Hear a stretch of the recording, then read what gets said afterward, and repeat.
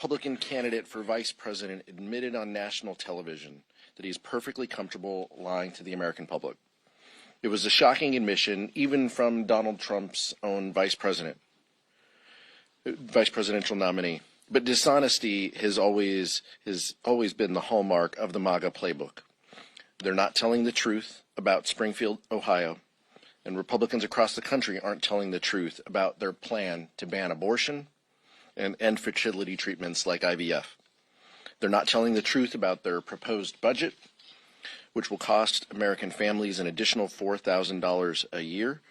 They're not telling the truth about Social Security and Medicare, or proposed cuts of $35 insulin guarantees for seniors. Some Republicans still refuse to even tell the truth about the 2020 election. And they're not telling the truth about government funding legislation before us today, which jeopardizes military readiness and health care for veterans. Speaker Johnson must reject the most extreme voices in his party and quickly move toward a four corners agreement so we can avoid a costly Republican-led shutdown. The American people want to see an end to the chaos and division. Now, Vice Chair Ted Lieu. Thank you, Chairman Aguilar. House Republicans are following Donald Trump's orders. They are trying to implement Trump's Project 2025 with this continuing resolution bill that they say we're going to vote on. And how do I know that? 'Cause I can read. So if you look at Project 2025, it wants to eliminate the Department of Education. This CR that House Republicans have is going to cut $11 billion from the Department of Education and lay off 72,000 teachers. Project 2025 also wants to reverse their Fair Housing Act. This CR that House Republicans have make it so that not only there are deep cuts to the housing department, it also prohibits HUD from using its funds to enforce fair housing rules. Project 2025 also wants to make abortions inaccessible for millions of American women. This CR would prohibit money going to family planning services, prohibit funding for women traveling out of states where abortion is banned, and make it more difficult for certain medical students to receive abortion care training during their education. So just look at what House Republicans are trying to do. They're trying to implement Project 2025 into law. This CR is never going to pass the Senate, even if it passes the House. They should get serious and work with Democrats so we can fund government before the funding expires by the end of this month. And I have the great pleasure now of introducing our amazing field general, the great Susan Delbene from the state of Washington. She is the DCCC chair, and she is doing a fantastic job, and we're going to have a different makeup in Congress next term. Thanks, Ted. Good morning, everyone. Excuse me, I want to thank Chairman Aguilar and Vice Chair Lieu for inviting me to join them this morning. We just came from our caucus meeting, and House Democrats are more excited than ever to win back the House of Representatives. 48 days ahead of us. Now, many of you may have heard me say this before. Americans want governance to work. I say that all the time because as I travel across the country, I hear it all the time from folks who are frustrated with the chaos and the dysfunction that they've seen from House Republicans since the beginning of this Congress. I'm bringing it up again today because this week is the latest reminder of how the antics of the Republican majority drive people back home absolutely crazy. From day one, their circus act has been on full display, and here we are yet again on the brink of a government shutdown because House Republicans can't govern and would rather fall in line behind Donald Trump and his call to, quote, close it down. But this is what they do, fall in line behind Donald Trump. You know, just take a look at their record on reproductive freedom. House Republicans and Donald Trump are responsible for the bans, restrictions, and attacks on abortion rights happening across the country. But they are now realizing that they are on the wrong side of this issue. Over 60% of voters support a federal law to restore the reproductive rights that existed under Roe. This is why Republicans have struggled in their message of extremism to the public. First, they tried to hide it. They scrubbed off and deleted any reference to their extreme anti-choice positions from their websites. But when that hasn't worked, they're now trying a new tactic, deception. In just the last few weeks, we've seen House Republicans desperately try to cover up their anti-abortion records with fibs and falsehoods. They falsely claim they support IVF, but won't vote to protect it. They're running ads to mislead about their anti-freedom records. Some of them have the audacity to blatantly lie by saying they are functionally pro-choice. So it's important that we remind people that this is the Republican record. It's shameful, and as a woman, it's incredibly insulting. Make no mistake, every single House Republican has voted to restrict reproductive rights. Every single one of them cheered the fall of Roe. Every single one of them elevated Mike Johnson as Speaker, who is unquestionably the most extreme anti-abortion speaker in our lifetime and is committed to passing a nationwide abortion ban. Over the next 2 months, House Democrats are going to hold them accountable. We'll make sure the American people know exactly how the Republicans have voted to restrict reproductive rights. In November, we will defeat this extreme, dysfunctional House Republican majority, and we will get Congress back to work to defend our rights, our freedoms, our democracy, and our future. And now it's my honor to introduce our colleague from the great state of Connecticut, Jahana Hayes. Thank you. Good afternoon, everyone. For months, House Republicans have been considering unpopular and partisan spending bills instead of working across the aisle to pass a bipartisan budget that works for the American people. Now, House Republicans are putting a 6-month CR that puts veterans, our national defense, needy families, and communities affected by disasters, like those in districts impacted by like my district impacted by catastrophic floods, all at risk. This CR threatens FEMA disaster recovery efforts by not fully funding the Disaster Relief Fund. The legislation only includes $10 billion in funding, but total requirements are over $24 billion to respond to disasters through March of 2025. This budget shortfall will leave FEMA unprepared to fully respond to extreme weather events and disasters in areas that typically do not experience them, like my home state of Connecticut, where homeowners and businesses are still rebuilding from a 1 in 1,000-year flood that devastated parts of the state. Furthermore, this CR would also deprive low-income families of child care and other services halted by TANF payments to states for the first 2 quarters of fiscal year 2025. TANF is a bipartisan program that supports over 1 million low-income families in need, and blocking these funds would lead to catastrophic consequences for children and families. At a time where families are begging for help, it is not appropriate to cut funding for these programs. Additionally, the CR jeopardizes health care for our veterans by failing to provide $12 billion in necessary funding to maintain care for veterans through the VA. The CR also damages our national security and military readiness by preventing the Department of Defense from winding down programs no longer necessary and from strengthening ongoing modernization efforts. Most concerning, this CR also includes the SAVE Act, which would create barriers to the ballot for millions of women, seniors, and military members. In fact, military IDs would not be an acceptable form of ID, and military members would be forced to also show proof of citizenship. It is already illegal under current law for non-citizens to register or vote in federal elections. This CR is designed to delay fiscal year 2025 funding to push through harmful Project 2025 priorities that do not support the American people and are not supported by the American people. House Democrats are committed to putting politics over people, putting people over politics, and pass a spending bill that supports veterans, families, and those experiencing national disasters. Thank you, and with that, I yield back to the chairman for questions. Thank you, Jahana. Questions? Julie? Thank you so much. Republicans, even just this morning, keep saying that Democrats shouldn't call the former president a threat to democracy when we're talking about rhetoric that they say needs to be toned down on both sides. What's your response to that? Well, first of all, there's no place for political violence.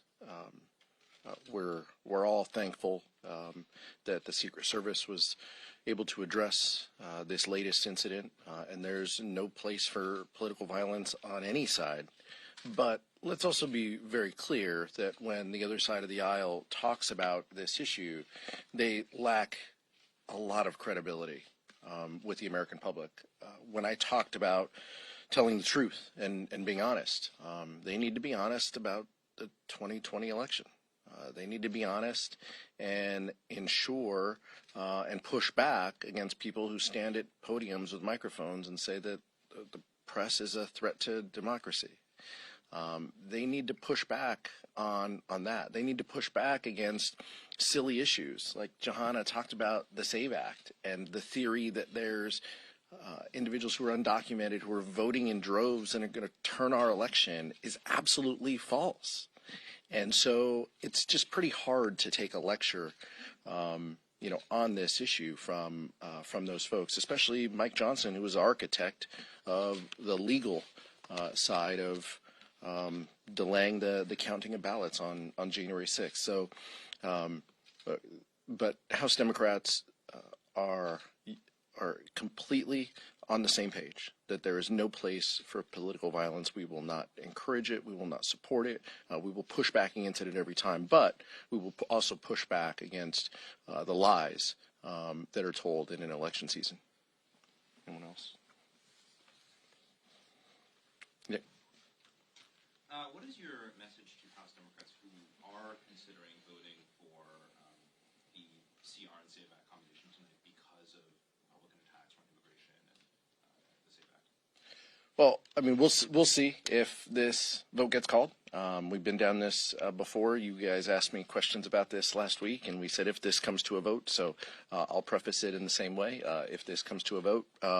But members are going to vote in the best interest of their districts. But our message to them is uniform, that the SAVE Act has no business being as a part of the CR. This is not going to become law. This is Republican theatrics that are meant to appease the most extreme members of their conference, to show them that they're working on something, and that they're continuing to support the former president of the United States, in his bid to demonize immigrants. So that's what this is. That's what this is about. Needless to say, that's just on the SAVE Act side of it. On the actual government funding piece, this is awful for military readiness. This is terrible for SNAP and food nutrition programs like Johanna mentioned. This is terrible for the Disaster Relief Fund. This is terrible for the VA as they administer the PACT Act and provide benefits to veterans. So this is a bad piece of legislation, and we've been very clear about that to anyone who asks. Anybody else? I would just say it also goes against what Republicans themselves negotiated as top lines in the budget. We made good faith efforts very early in the year to have robust discussions about all of these issues. So to have a CR, a 6-month CR, right now when we're 2 weeks away from government funding expiring, that has all of these poison pills, just reinforces the idea that they don't win to govern. They are not trying to govern for the American people. And these provisions in this continuing resolution are harmful to the most vulnerable people that we represent. Max? This is a question for you or Chair Del Bene about 2024 and how effective you found attacks on Project 2025 being on the campaign trail. Vice Chair Liu talked about this as well. Everywhere we go, we talk about the chaos and dysfunction, not as a talking point, but as a lived experience for the four of us up here. We've gone through this chaos of 19 speaker votes. We've gone through the flirtations of government funding and the extremism that happens when Republicans are given an opportunity to lead. And we contrast that with what we stand for, who we are, and what we believe. And Project 2025 is an encapsulation of what Republicans believe. It is their guidebook. It is their touchstone on how they would govern if they had all of the levers of government, from rolling back continued restrictions for women to access abortion care, to eliminating the federal workforce, to cutting Social Security and Medicare, rolling back prescription drug benefits to seniors, cutting the Department of Education, eliminating Head Start. These are these are programs that matter to people in districts. And so when we go around the country, we talk about that, because when you're talking to community members in Arizona or Nevada or Oregon or Iowa, the public understands Head Start. The public understands the Department of Education. They understand these programs. They've benefited them. Their neighbors benefited from them. And so it puts a finer point on exactly what would happen if Republicans are given the ability to control the levers of government. So I'm not shy about it, and I don't think that the chair is either. But I'll ask Chair Del Bene to speak, and then Vice Chair Liu. I'll just add that Americans are well aware of Project 2025, and they don't like it. They know what's in it. They know these attacks on reproductive freedom, cuts to Social Security and Medicare, as the chairman outlined, and they don't support those policies. And it's important to folks that they elect folks who are going to help move our country forward and fight for working families. And that's not part of the Republican agenda. So we're going to continue to highlight it. They're running away from it because they know that people aren't with them. But it is a list of programs they have supported for a long time. So we're going to hold them accountable for that. And it's just another example of where they are on the wrong side of the American people. Project 2025 isn't just a document. It is a collection of ideas that the Republicans have consistently tried to implement. So it's not as if this is something they just made up. They've been working on this for years. One example is taking away reproductive freedom. That actually happened, right? A multi-year effort to get Roe v. Wade overturned. Donald Trump campaigned on overturning Roe v. Wade. He appointed 3 extreme religious justices to overturn Roe v. Wade. They overturned Roe v. Wade, and then Trump bragged about the overturning of Roe v. Wade. That happened, and that's a central plank of Project 2025. That's why it's so believable when we talk about it, because you see Republicans actively trying to implement 2025 into law and all their insane ideas. Question? A lot more. Mike. In light of these threats to former President Trump, does Congress need to provide the Secret Service with more funding, or do they need to make internal reforms? We haven't seen this in modern history. How do you protect these candidates, and do you need some restructuring within the Secret Service? Well, we'll see if there are discussions underway, and to my knowledge, those are bipartisan and bicameral discussions on what tools are necessary for the service moving forward. So that is where we are. That said, the Secret Service, like a lot of other federal law enforcement agencies, including the Capitol Police, have not been able to hire the number of people that they are authorized to hire for a variety of reasons. And so this is a combination of both funding as well as questions and discussions as to how we ensure that they can staff up to carry on their mission. It is a very public mission, and when they fail, the public sees that. But there is the bipartisan task force that has been stood up on the House side. We look forward to their observations and their report, both on Butler and potentially on Florida incident as well. And we stand ready to implement bipartisan solutions to this issue. Michael? Thank you, Mr. Chair. Vice President Harris is running on what she calls an opportunity economy. It includes provisions like the $25,000 house payment, down payment assistance for first-time homeowners, the $6,000 expanded child tax credit. I'm curious if either your chair, Del Bene, can speak to, are these provisions that your members can run on back home, or is it better for House Democrats to just speak to the economy more broadly, or speak to the accomplishments that you all achieved in the last Congress? How specific should members be getting around these provisions that Vice President Harris is making on the campaign trail, given you all will be governing partners with her if you take back the majority and if she is to win the election? We love it. We love it. We embrace it.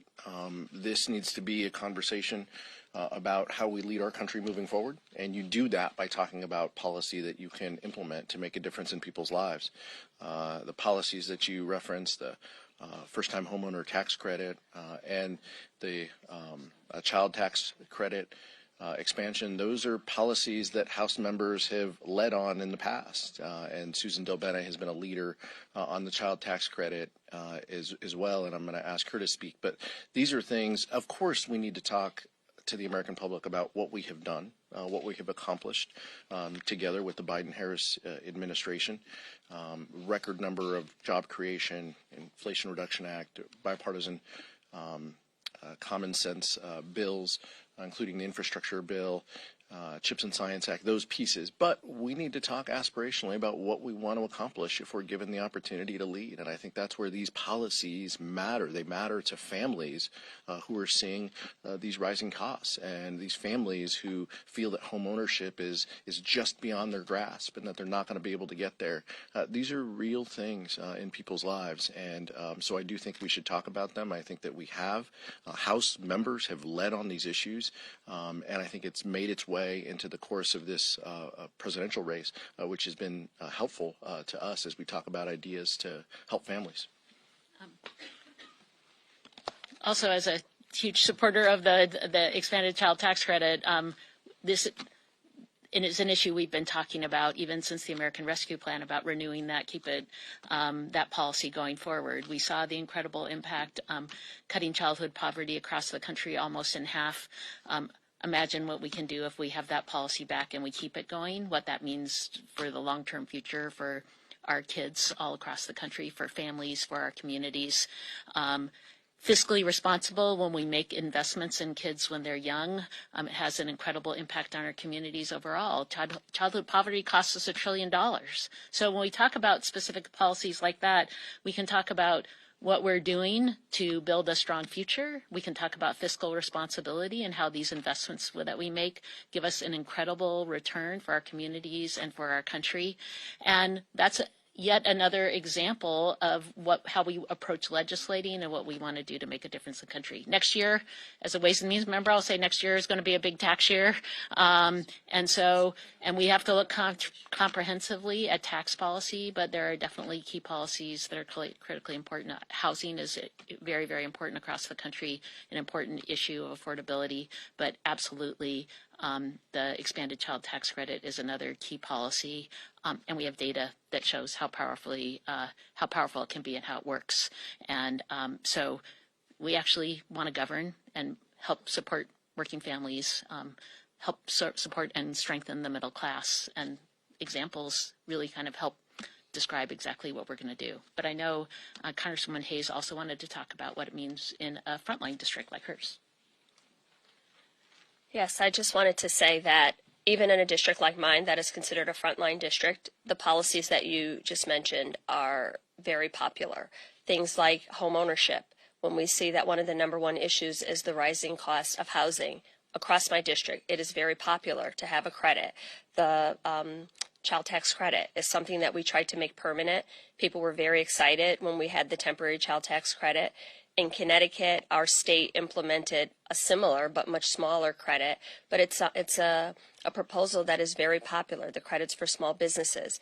These are things that say to people in my district, we hear you, and we're responding to your needs. A lot of the policy proposals that we have are really high level, but these are hyper local kitchen table issues that help people really support and care for their families. So when I'm asked about it at home, I am very open about, yes, I support these policies, and I would do whatever I can to help make sure that we are working to implement policies that mirror these proposals, or, put forth these proposals, because it would help working families to afford everyday costs that people are talking about every time we're out on the campaign trail. As Chairman Aguilar said, Democrats embrace the opportunity economy that Kamala Harris has put out, from the child tax credit to lowering housing costs and taking on corporate price gougers to lower food costs. It's important to contrast that also with Donald Trump. Leading economists have said his tariffs policies would increase inflation and harm our economy. And then look at his recent answer to how he would lower food costs. He said he would increase prices on imported foods. Let's just think about that for a second. there's a bunch of imported foods in our grocery stores, fruits, canned goods. A lot of stuff is imported. And Donald Trump specifically said he's going to raise those costs. That's insane. And if you contrast the two policies, it's clear that Kamala Harris has a much better economic policy that's going to help middle-class families. Last question. I was just wondering, the idea has been floated about tying the Secret Service funding to the CR. What are your thoughts on that? Like I said, conversations are underway in a bipartisan, bicameral basis. House and Senate members have thoughts on this. It could be a combination of things, but if there are additional tools and resources that are needed, House Democrats are going to support that. We want to ask questions and we want to understand what the service is requesting, and that'll be a request that comes from the Department of Homeland Security. So when we have those details, we're willing to engage and have a discussion about what's best for the service in the short term to ensure that their protectees are safe, and then beyond that, after January, to ensure that they meet their mission. Thank you so much.